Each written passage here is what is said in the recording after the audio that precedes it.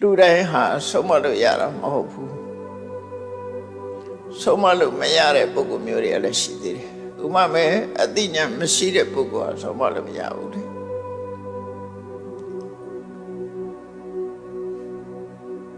အသိဉာဏ်ရှိတော့လေ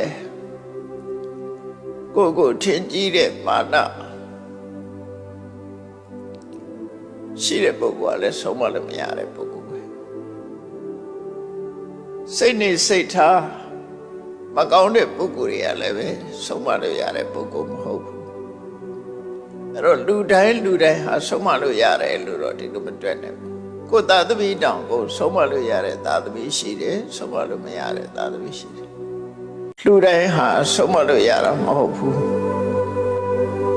ဆုံးမလို့မရတဲ့ပုဂ္ဂိုလ်မျိုးတွေလည်းရှိသေးတယ်ဥပမာအသိဉာဏ်မရှိတဲ့ပုဂ္ဂိုလ်ဟာဆုံးမလို့မရဘူးလေအသိဉာဏ်ရှိတော့လေကိုထင်ကြီးတဲ့မာနရှိတဲ့ပုဂ္ဂိုလ်ကလည်းဆုံးမလို့မရတဲ့ပုဂ္ဂိုလ်ပဲစိတ်နဲ့စိတ်ထားမကောင်းတဲ့ပုဂ္ဂိုလ်တွေကလည်းပဲဆုံးမလို့ရတဲ့ပုဂ္ဂိုလ်မဟုတ်ဘူးအဲ့တော့လူတိုင်းဟာဆုံးမလို့ရတယ်လို့တော့ဒီလိုမတွေ့နိုင်ဘူးကိုယ်သာသမီတောင်ကိုဆုံးမလို့ရတဲ့သာသမီရှိတယ်ဆုံးမလို့မရတဲ့သာသမီရှိတယ်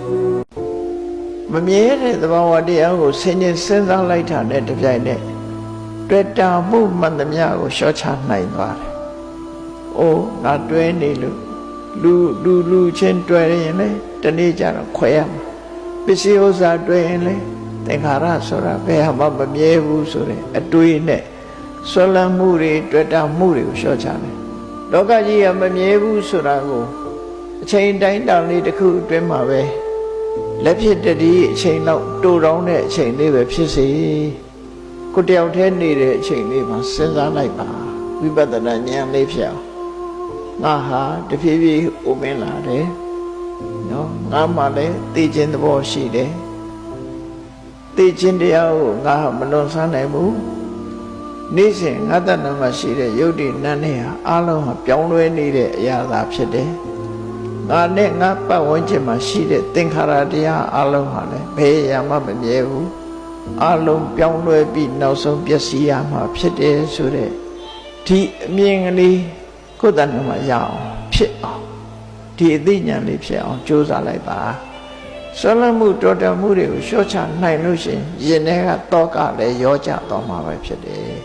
ဒါကြောင့်ဝိပဿနာကုသိုလ်ကပိုမြတ်တယ်နိဗ္ဗာန်ဆိုတဲ့အငြိမ့်တဲ့နဲ့အလွန်နီးသွားလို့မဲ့ကုသိုလ်ကိုရနိုင်တဲ့လမ်းကြောင်းဖြစ်လို့ဝိပဿနာကုသိုလ်ဒီအကောင်းဆုံးကုသိုလ်လို့ဒီလိုဝေလမသုတ္တမှာဟောတာဖြစ်တယ်နော်ဖះငါကိုယ်ွယ်လို့ပြောတာမဟုတ်ဘူးဖះဆိုတာသူ့ကိုယ်သူရည်ညွှန်းတာလည်းမဟုတ်ဘူးလောကမှာအမှန်တရားကိုဟောပြောနိုင်တဲ့ပုဂ္ဂိုလ်ဆိုတာကိုဗုဒ္ဓလို့ဒီလိုပြောတာနော်အဲ့တော့ဗုဒ္ဓဆိုတဲ့စကားလုံးနဲ့ပတ်သက်ပြီးဘောဓုတတခုပြောအင်္ဂလိပ်လိုရေးတဲ့အခါမှာဗုဒ္ဓလို့ရေးတာလည်းရှိတယ်ရှေ့က article ထည့်ပြီးတော့ the ဗုဒ္ဓလို့ရေးတာလည်းရှိတယ်နှစ်ခုရှိကြတယ်ရှေ့ကတော်တော်များများတော့ဗုဒ္ဓလို့ပဲရေးတယ် article မပါဘဲနဲ့ဗုဒ္ဓလို့ရေးတာကြတော့နာမည်အနေနဲ့ပုဂ္ဂိုလ်အနေနဲ့ရေးကြတာဗုဒ္ဓဆိုတာပုဂ္ဂိုလ်ပါဆန်အနေနဲ့ဆိုရင် article ထည့်စရာမလိုဘူးပေါ့သို့တော့နောက်ပိုင်းကျတော့ဗုဒ္ဓဆိုတာပုဂ္ဂိုလ်ကိုရည်ညွှန်းတာမဟုတ်ဘူးမြတ်စွာဘုရားရဲ့ title လို့ခေါ်တယ်ဂုဏ်လူဘွယ်တူတစ်ခုပဲပေါ့ဗုဒ္ဓဆိုတာဘုရားရဲ့နာမည်မဟုတ်ဘူး title သာဖြစ်တယ်ပေါ့ဂုဏ်လူပဲဖြစ်တယ်ပေါ့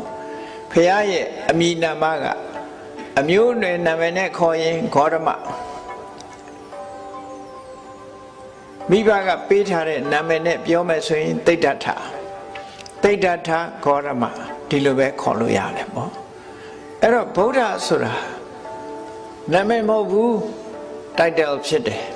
ဒါကြောင့်မို့လို့ရှေ့ article ထည့်ရမယ်ဆိုပြီးတော့ the ဗုဒ္ဓလို့ခုခေတ်တော့ရေးလေးရှိကြတယ်ပေါ့တော်တော်များများအဲ့ဒီကွဲပြားခြားနားချက်ကိုမှတ်သားထားပြီးတော့ဗုဒ္ဓလို့ရှေ့ကရေးတယ်ဆိုတဲ့ပုဂ္ဂိုလ်တွေဟာအမည်နာမအနေနဲ့ရေးလို့ရှိရင် article မထည့်ဘူးဂုဏ်တူအနေနဲ့ရေးမယ်ဆိုလို့ရှိရင်တော့ article ထည့်ရတယ်လို့Alexandra တဂရိတ်ဆိုတာလို့ပေါ့ article ထည့်ပြီးတော့ရေးတာ အဲ့ဒါအင်္ဂလိပ်စာဖတ်တဲ့ပုဂ္ဂိုလ်တွေအဲ့ဒီနှစ်ခုကွဲပြားခြားနားမှုရှိတယ်အဲ့ဒီမှာဗုဒ္ဓဆိုတာအမိနာမမဟုတ်ဘူးပုဂ္ဂိုလ်မဟုတ်ဘူးဘွယ်ထူးများတာဖြစ်တယ်အမှန်သိတဲ့အရေးချင်းရှိတဲ့ပုဂ္ဂိုလ်တိုင်းမှန်သမျှကိုဗုဒ္ဓဒါကြောင့်မို့ယောသဗုဒ္ဓင်္စဓမ္မင်္စသံဃင်္စတရဏံကတောမြတ်စွာဘုရားကတကယ်ဘေးကင်းရန်ကင်းတဲ့အနေရခသိမ်းကင်းခြင်းစီနိုင်တဲ့ကိုယ်ဝေယဆိုတာဖရာတရားတန်ခါပဲဖြစ်တယ်။ဘာကြောင့်ဘေးကင်းရန်ကင်းဖြစ်စေနိုင်တယ်လဲလို့ဆိုရင်မြတ်စွာဘုရားကိုကိုယ်ွယ်စိတ်ကပ်ခြင်းအပြင်မြတ်စွာဘုရားကအမှန်တရားကိုခေါ်ကြားပြီး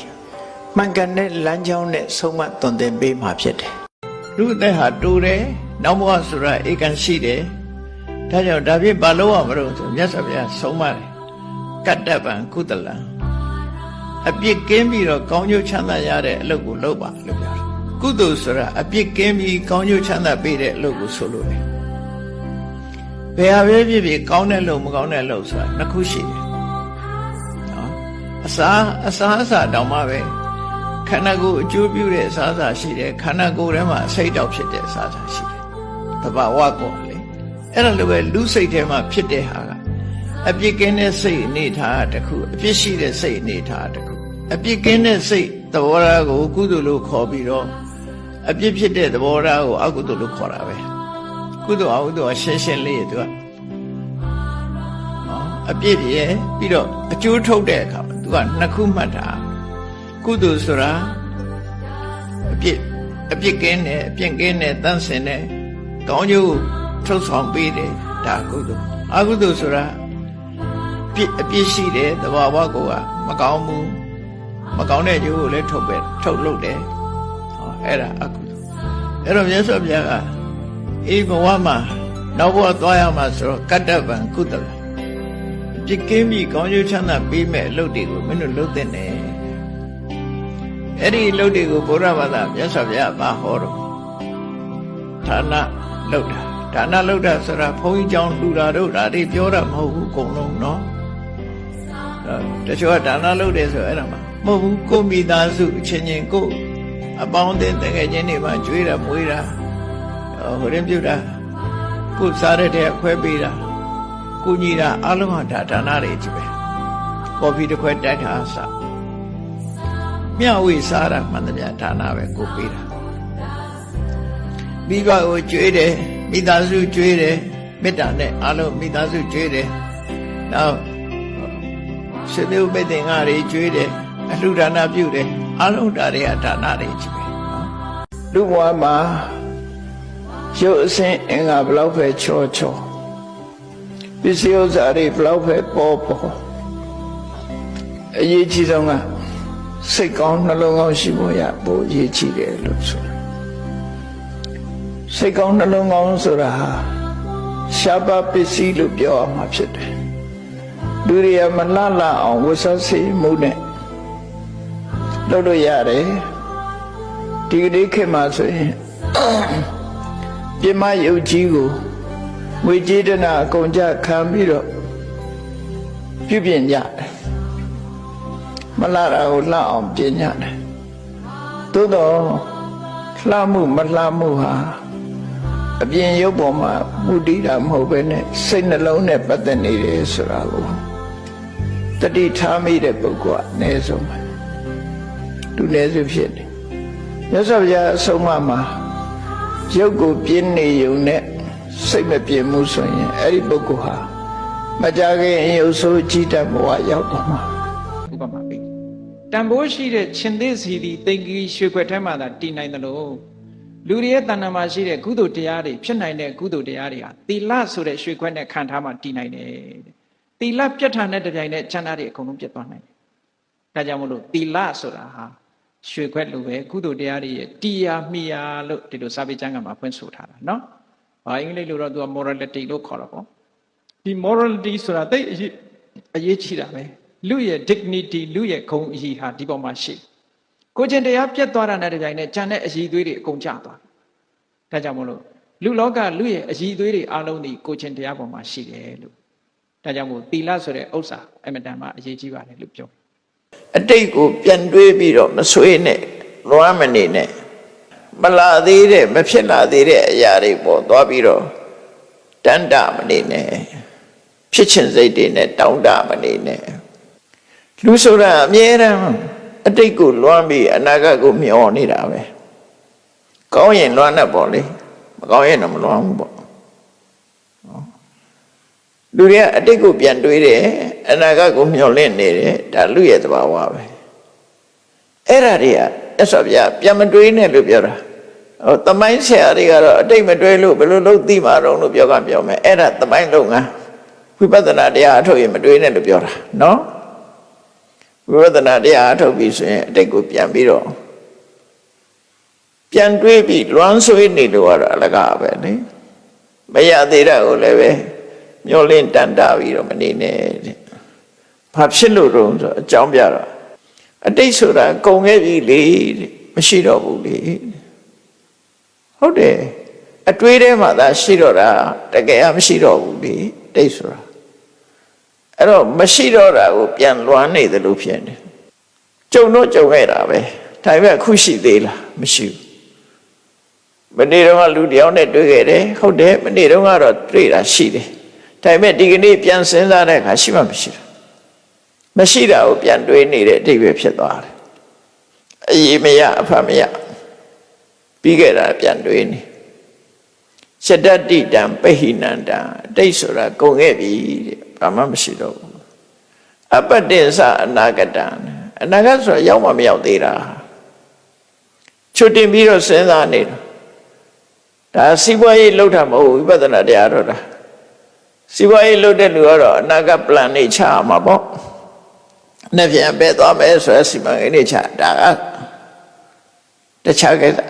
ဝိပဿနာလှုပ်တဲ့ပုဂ္ဂိုလ်အတွက်ဟောတာဒါနော်အဲ့ဒါလိုလဲခွဲခြားပြီးတော့ကြည့်ပေါ့အဲ့တော့ဝိပဿနာလှုပ်ပြီးဆိုရင်အတိတ်ကိုပြန်ပြီးတော့နှစ်သက်တန်တာမနေနဲ့အနာဂတ်ကိုလည်းမျှော်လင့်မနေနဲ့အတိတ်ဆိုတာပြီးခဲ့ပြီမင်းပြန်ယူလို့မရတော့ဘူး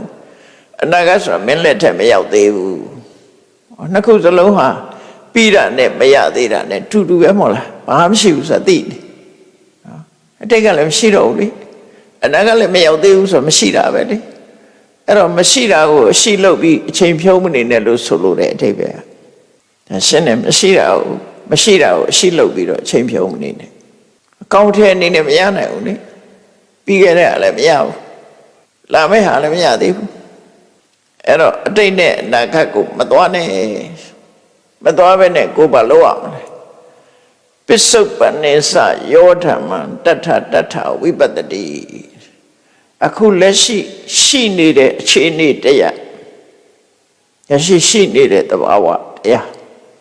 အဲ့ဒီပစ္စုပန်အခုလက်ရှိနေတဲ့အနေထားအခုလက်ရှိဖြစ်နေတဲ့ဆိုတာကိုယ်စိတ်ပါဖြစ်နေတယ်ကိုယ်စိတ်ထဲမှာလောဘဖြစ်နေသလားဒေါသဖြစ်နေသလားဘာတွေဖြစ်နေသလဲအခုလက်ရှိအာယုံနဲ့တွေးဆုံပြီးအခုဖြစ်နေတာအဲ့ဒီဖြစ်နေတဲ့အခိုက်ကလေးမှာတဲ့ဝိပဿနာရှုလိုက်ပါသဘာဝကိုသိအောင်လုပ်လိုက်ပါလို့ပြောဒေါသဖြစ်နေရင်ဖြစ်မှန်းသိလိုက်လောဘဖြစ်နေရင်ဖြစ်မှန်းသိလိုက်မောဟဖြစ်နေရင်ဖြစ်မှန်းသိလိုက်ကိုတွေ့နေတဲ့အာယုံတစ်ခုမြင်နေကြားရင်ကြားတယ်ဒါပစ္စုပန်ကိုသိအောင်လုပ်တာဒါပစ္စုပန်ကတကယ်ရှိနေနေတာရှိနေတာတွေကိုမသိလိုက်ဘူးဆိုတော့မဖြစ်အောင်သိလိုက်အောင်မဖြစ်နေခုတရားနာနေတယ်အတန်ကြီးကြားနေတယ်ဒါဖြစ်နေတာပဲခုဖြစ်နေတာပဲအဖြစ်နေတဲ့ပုံမှာအဲ့ဒီပုံမှာပဲဝိပဿနာရှုပါဆိုအဲ့တော့ဝိပဿနာရှုတယ်ဆိုတာဘယ်လိုရှုရမှာလဲမြတ်စွာဘုရားကတော့နောက်ရှင်းပြလိုက်ပဲဝိပဿနာရှုဖို့ရှုနည်းကတော့မိဘကိုငွေကြေးသာထောက်ပံ့မှုပြုပြီးကိုယ်တိုင်ကိုယ်ကြမပြုစုဘူးဆိုရင်ကိုကျေးဇူးဆက်ရရောက်ပါကလားလို့မြတ်စွာဘုရားကကျေးဇူးဆက်ရရောက်မရောက်ဆိုတာနဲ့ပတ်သက်ပြီးတော့မိဘကကိုယ်ကိုကျေးဇူးပြုတာ၃ချက်ရှိတယ်သားသမီးတွေပေါ်မှာမိဘကျေးဇူးပြုအာပါဒကသားသမီးကိုဆောင်းလျှောက်ခဲ့တယ်ဆောင်းလျှောက်တယ်ဆိုတာလူလမ်းမြောက်လာသည့်ထီအောင်ဆောင်းလျှောက်တယ်နှုတ်မို့ပိုက်ပုံးနဲ့ထည့်လိုက်ဘယ်လိုလုပ် အမိုက်ပုံထဲထည့်လိုက်ရင်ဆောက်ရှောက်တာမဟုတ်တော့ဘူးလေအဲ့တော့မိဘကသားသမီးကိုဆောက်ရှောက်ခဲ့တယ်ကျွေးခဲ့တယ်နောက်တစ်ခုကတော့ဣမတ္တလောကတ္တဓာတိတာတော့ဒီလောကကြီးကိုလာခွင့်ပြုတယ်အခုခေတ်ကလာခွင့်မပြုဘူးလေတချို့ဟာလာခွင့်မပြုဘူးမလာခဲ့နဲ့ဆိုပြီးတော့လောက်တာတွေရှိတယ်အဲ့တော့မိဘကသားသမီးပေါ်မှာကျေးဇူးရှိတာအရေးကြီးဆုံးကဘာတော့ဆိုလာခွင့်ပြုတာဒီပင်ကျေးဇူးပဲနော်ကိုယ့်ကိုလူလောကထဲကိုကမိဘကိုအမိပြုပြီးမှလူလောကထဲရောက်နိုင်တာကိုအဲ့တော့လူလောကထဲလာခွင့်ပြုလိုက်တာကမိဘရဲ့ကျေးဇူးပဲအဲ့ဒီမိဘရဲ့ကျေးဇူးကိုကပြန်ဆက်လို့ရတာမိဘကကိုကြွေးခဲ့လို့ကိုပြန်ကြွေးတယ်မိဘကကိုဆောင်းရှောက်ခဲ့လို့ဆောင်းရှောက်တယ်အဲ့ဓာတွေအတွက်ကကျေးဇူးကျေနိုင်တော့လဲလူလောကကြီးကိုလာခွင့်ပြုတဲ့ကျေးဇူးကတော့ဘယ်လိုဆက်လို့မရအောင်အဲ့တော့ကြည်အောင်ကျေးဇူးဆက်တဲ့နေ့ကတော့ဘာလို့ဆိုရင်ဓမ္မနဲ့ကျေးဇူးဆိုင်ကြည့်တယ်ဓမ္မနဲ့ကျေးဇူးဆက်တယ်ဆိုတာတရားတရားမရှိသေးတဲ့မိဘတရားတရားရှိအောင်အလှူဒန်းမလှူတတ်တဲ့မိဘလှူအောင်သီလမရှိသေးတဲ့မိဘသီလရှိအောင်ပညာမရှိသေးတဲ့မိဘပညာရှိအောင်ကောင်းတဲ့ဘက်ကိုပို့ဆောင်ပေးတဲ့နည်းနဲ့ဆိုလို့ရှိရင်တော့ကျေးဇူးကြည်တယ်လို့မြတ်စွာဘုရားတယ်လို့ဟောတာတယ်နော်အဲ့ဒီနည်းတိုင်းဆက်ပေါ့ဒါကတော့ကြည့်ဗုဒ္ဓံတရဏံကိသာမိမိမိဘဝကိုဘုရားကိုအနှင်းတယ်ဓမ္မံတရဏံကိသာမိသံဃံတရဏံကိသာမိမိမိဘဝကိုဓမ္မသံဃာကိုအနှင်းပြီးတော့ကိုယ်ပဲစိတ်ကပ်ပါတယ်လို့ကိုယ့်ရဲ့ဘဝကိုအနှံ့ပြီးတော့တရဏဂုံအလေးအမြတ်ထားပြီးတော့ဆောက်တည်လို့ရှိရင်လေကုသိုလ်ကောင်းမှုအလွန်ကြီးမားတဲ့ကုသိုလ်ကောင်းမှုဖြစ်တယ်မြတ်စွာဘုရားဟောထားတာကိုတရားကြည့်ဘုရားဘယ်လိုဟောတော့ယေကေစီဗုဒ္ဓံတရဏံကတာတေနာတေဂမိတ္တန္တိအပါယဘုမေဘုရားတရားတန်ခါယရဏသုံးပါးကိုအလေးအနက်စိတ်ပါလက်ပါဆိုဝိจิตတန်နေဆိုတာကိုပြောတာမဟုတ်ဘူးနော်ဆိုရိုးရှိလို့ကောက်ဆိုတာမဟုတ်ဘူးတကယ်အလေးနဲ့ဘုရားကုံကိုအာယုံပြုပြီးတော့ငါဘဝဘုရားကိုအနံပါတယ်ဘုရားဆုံးမတိုင်းလိုက်နာပါမယ်တရားကိုကျင့်သုံးပါမယ်တန်ဃာတော်တွေစီကနေပြီးတော့တရားဓမ္မသိအောင်ကြိုးစားပါမယ်လူမဲ့တမ်းမယ်ဆိုရင်တန်ဃာတော်တွေနဲ့ဆက်ဆက်ပါမယ်ဆိုတဲ့ဒီမွန်မြတ်တဲ့စိတ်ဓာတ်ကလေးတွေနဲ့ဘုရားတရားတန်ခါယရဏသုံးပါးကိုကိုယ်ွယ်စိကချင်းလို့ဆိုတဲ့တရဏဂုံမွန်မြတ်တဲ့တရဏဂုံလောကမှာအမှန်တရားကိုသိတဲ့မြတ်စွာဘုရား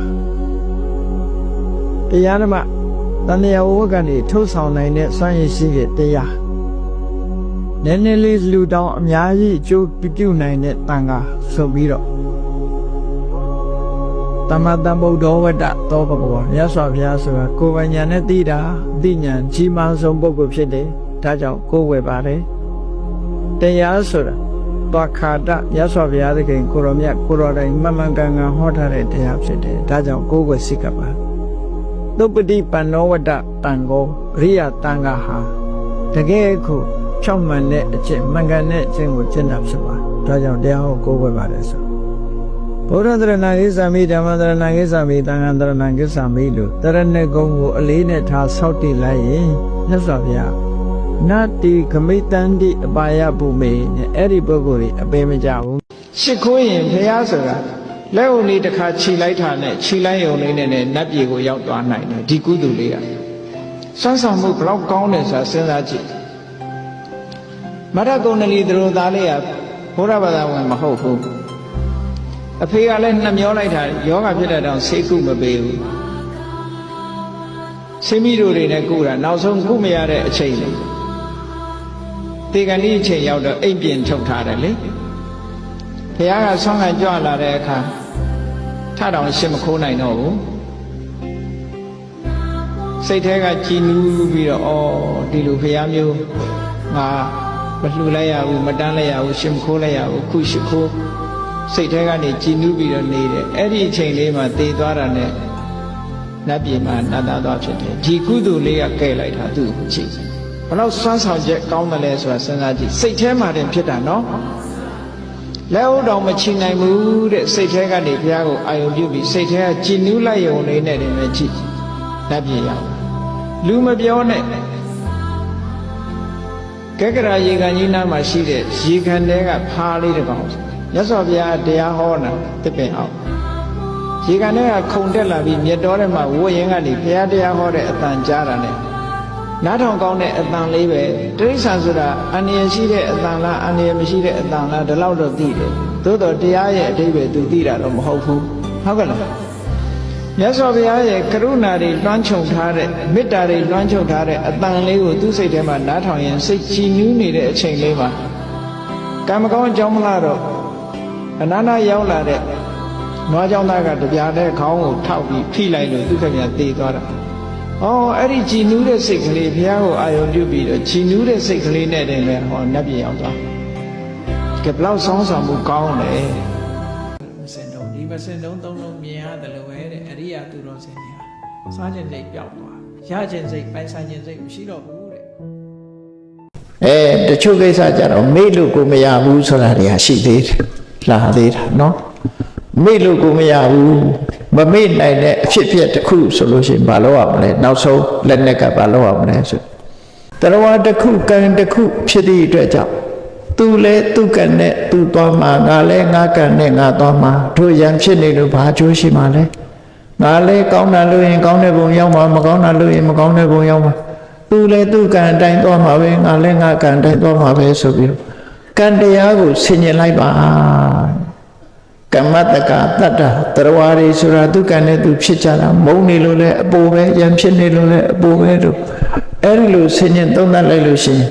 ပျောက်သွားပါလိမ့်မယ်လို့ဟောမြတ်စွာဘုရားကပေးတဲ့နိလန်၅သွဲအာဂတပฏิဝိနည်းသုံးမှာမြတ်စွာဘုရားပေးတဲ့နိလန်၅သွဲနော်အဲ့ဒီနိလန်၅သွဲကိုအသုံးချပြီးတော့ရင်ထဲကအမုန်းတရားကိုဖယ်ရှားပြရမယ်အဲ့ဒီလိုရင်ထဲကအမုန်းတရားတွေကိုဖယ်ရှားပြနိုင်ပြီဆိုမှကလေးစားခြေလိုတဲ့ရန်လိုတဲ့စိတ်တွေဟာပျောက်ကင်းသွားမှာပဲဖြစ်တယ်ပေါ့အဲ့ဒီလိုမှမဟုတ်ဘူးဆိုလို့ရှိရင်လူဟာမချနိုင်မချနိုင်နဲ့ကလေးစားခြေဖို့စဉ်းစားသူတစ်ချက်ခေါက်ကိုကနှစ်ချက်ခေါက်ကိုကနှစ်ချက်ခေါက်သူကလေးချက်ခေါက်နဲ့အတုပ်အပြန်နေနဲ့အမုန်းတန်တရားကလေးစားခြေတဲ့တန်တရားကြီးကဘယ်တော့မှပြတ်မှာမဟုတ်တော့ဘူးဒါကြောင့်မို့အဲ့ဒီလိုလောင်းနေတဲ့မိဟာသူ့လောင်ကိုလောင်ကိုလည်းလောင်သူ့လည်းလောင်နှုတ်စလုံးမီးတောင်လောင်လိုက်တဲ့အခါကျတော့ဘယ်သူမှအကျိုးအမြတ်ရမှာမဟုတ်ဘူးအကယ်၍သိခံခြင်းခွင့်လွှတ်လိုက်လို့ရှိရင်ကိုယ့်အတွက်လည်းအကျိုးရှိသွားတယ်သူ့အတွက်လည်းဆက်လက်ပြီးတော့ဒေါသမီးတွေမလောင်တော့ဘူးနှစ်ဦးလုံးအတွက်အကျိုးရှိတယ်လို့သူဆိုတယ်သိခံပေးခြင်းဟာကိုယ့်အတွက်သာအကျိုးရှိလားလားမဟုတ်သူ့အတွက်လည်းအကျိုးရှိပါတယ်ဒါကြောင့်မို့လို့နှစ်ယောက်စလုံးအတွက်ကုစားခြင်းကုစားတဲ့နိလန်းပဲဖြစ်တယ်လို့မြတ်စွာဘုရားတည်တော်ဟောတာသေပြီဆိုလို့ရှိရင်သူပိုင်တာပါရှိတယ်။တော့သေချာစဉ်းစားကြည့်ရာထူးဘလောက်ကြီးကြီးပစ္စည်းဥစ္စာတွေဘလောက်ချမ်းသာချမ်းသာဘာတွေပဲပိုင်လူတယောက်ဟာမျက်စိနှလုံးလေးမိတ်ပြီးတော့သေသွားတာနဲ့တပြိုင်နက်အဲ့ဒီအခွင့်အရေးတစ်ခုမှမကြံတော့သူပိုင်တာတစ်ခုမှမရှိတော့သေဆုံးသွားလိုက်တာနဲ့တပြိုင်နက်အကုန်လက်လွတ်ဆုံးရှုံးသွား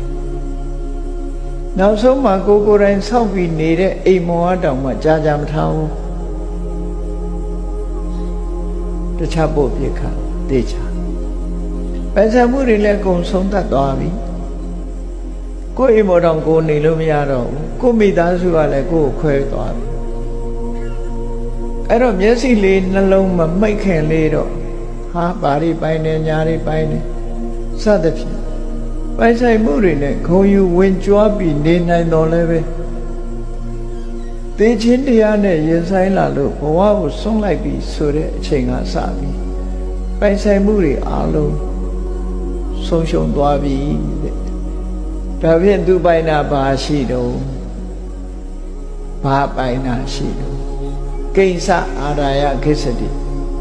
နောက်မောသွားတာသူတယောက်ထဲသွားတော့ဘာယူပြီးတော့အိမ်မောကဆင်းသွားတော့ကားကိုယူသွားလို့ရလားစိန်နေရွှေတွေယူသွားလို့ရလားပိုက်ဆံတွေယူသွားလို့ရဘာတစ်ခုမှယူသွားဘာဟာသူယူသွားလို့ရတော့နဲ့မိကုံထုတ်တာကိဟိတတတက္ကံဟောတိဘာကသူပိုင်တာဖြည်သေးတော့ ကိဉ္စအာရာယကိစ္စတိသူဘာကိုယူသွားရတော့ကိဉ္စတအနုကံဟောတိသူ့နောက်မှာလိုက်သွားတာဘာရှိတော့ဆာယဝအနပ္ပယအရေးလို့မခွဲမကွာသူ့နောက်ပါသွားတာဘာရှိတော့စဉ်းစားခိုင်းထားတာနော်ငါသိသွားလို့ရှိရင်ငါပိုင်တာဘာရှိလဲနော်ငါယူသွားလို့ရတာဘာရှိလဲငါနောက်ကပါလာမှာဘာရှိလဲဒီအချက်၃ချက်ကိုစဉ်းစားကြည့်အဲ့တော့မြတ်စွာဘုရားကရှင်းပြတယ်ဥဘောပုံညင်စပပင်စယမစ္ဆောကုရုတိဣဒလက်ရှိဘဝမှာတဲ့တရားတူလူသားတူဟာကောင်းတာလုပ်တယ်မကောင်းတာလုပ်တယ်ကုသိုလ်လုပ်ငန်းတွေလုပ်တယ်မကောင်းတဲ့အလုပ်တွေလုပ်တယ်ကောင်းတဲ့အလုပ်တွေလုပ်တယ်အဲ့ဒီကိုလုပ်တဲ့လုပ်ရက်တွေပဲတန်ဟိတတသကံဟောတိကိုလုပ်ခဲ့တဲ့အလုပ်ဒီပင်လေဘာကြောင့်စဉ်းစားကြည့်ကိုလုပ်တာကုသိုလ်လုပ်မယ်အကုသိုလ်လုပ်မယ်ကိုယ့်ရင်ထဲမှာဖြစ်သွားပြီစိတ်ကောင်းနှလုံးကောင်းထားရင်စိတ်ကောင်းနှလုံးကကိုယ့်ရင်ထဲမှာဖြစ်တယ်ညစ်ပတ်တဲ့စိတ်ဓာတ်တွေမွေးရင်ညစ်ပတ်တဲ့စိတ်ကကိုယ့်ရင်ထဲမှာရှိတယ်မကောင်းတာပြောတယ်မကောင်းတာလုပ်တယ်ကောင်းတာပြောတယ်ကောင်းတာလုပ်တယ်ဟောကောင်းတဲ့အလုပ်မကောင်းတဲ့အလုပ်ခေါဏကိုယ့်ရင်ထဲမှာဖြစ်ခဲ့တဲ့အလုပ်တွေဒီဘဝမှာမသေးခင်လူတွေဟာနေ့စဉ်နဲ့အများလုပ်တယ်စိတ်နဲ့ကြံတွေးတယ်နှုတ်နဲ့ပြောဆိုတယ်ကိုယ်ဒီလက်အောင်လုပ်တယ်အဲ့ဒီကိုယ့်ရဲ့လုပ်ရကံသီသာလင်တင်ကြီးတတသက္ကံဟောတိတယ်အဲ့ဒါသူ့ရဲ့သူပိုင်တဲ့အရာအဲ့ဒါပဲရှိအဲ့တော့ဒီနေရာမှာသူအိမ်ပိုင်တယ်လို့လည်းပြောကားပိုင်တယ်လို့လည်းပြောရွှေငွေစိတ်ရှိရတနာတွေသူပိုင်တယ်လို့လည်းပြောနော်ပိုင်ဆိုင်မှုဆိုတာမျက်စိလေးနှလုံးမမိတ်ခင်မသေးခင်လေးအတွင်းမှာပိုင်ဆိုင်မှုတွေဆိုတာအကုန်ရှိတာသေလိုက်တာနဲ့တပြိုင်နက်အကုန်လုံးဘာမှမပိုင်တော့အဲ့ဒီအချိန်မှာ तू ပိုင်တယ်လို့ဆိုလို့ရှိရင် तू လုတ်ခဲ့တဲ့လုတ်ရက်ပဲ तू ပိုင်တယ်ကောင်းတာလုတ်ရင်ကောင်းတယ်မကောင်းတာလုတ်ရင်မကောင်းဘူးအကောင်းဆုံးနှမျိုးလုတ်ရင်နှမျိုးလုံး तू ပိုင်နေမှာအေးအဲ့ဒါဒီပဲလင်သူ့ရဲ့ပိုင်ဆိုင်ရာဖြစ်ပြီးတင်စအာရာယကိစ္စတိအဲ့ဒါပဲဟိုဘဝယူသွားလို့ရမယ်နောက်ဆုံးမှအဝတ်ကောင်းရင်တော့ချွတ်ယူလိုက်သေးတာနော်လက်စွပ်ဆိုဘယ်သူမှစိုးမပေးလိုက်ဘူးချွတ်လိုက်မှာပဲတေချာစိတ်ငကကြီးဆိုလည်းဖြုတ်လိုက်မှာပဲလေမတန်တဲ့ငကကြီးနဲ့မကောင်းမှုဆိုဖြုတ်ယူလိုက်အောင်ပါအဲ့တော့သူပိုင်ဆိုင်မှုတွေအကုန်လုံးယူလိုက်ကြသူယူသွားလို့ရတာဘာရှိတော့လူမြင်လို့ရတာတကုတ်မှကိုမရှိဘာရှိတော့လို့ဆိုလို့ရှိရင်သူလုပ်ခဲ့တဲ့ကုသကံအကုသကံတွေပဲ